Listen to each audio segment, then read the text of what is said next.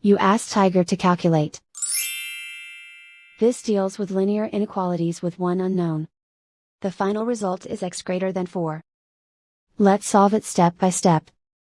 Isolate the x. Divide both sides by -2. Whenever you multiply or divide by a negative, reverse the inequality sign.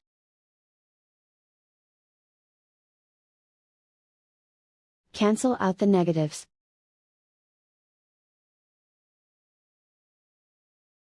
Simplify the fraction.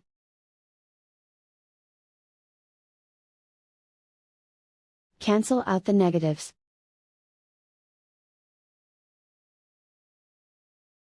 Find the greatest common factor of the numerator and denominator.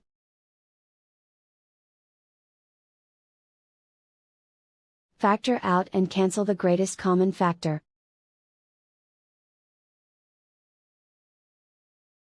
Plot the solution on a coordinate grid. And so the final result is x greater than 4.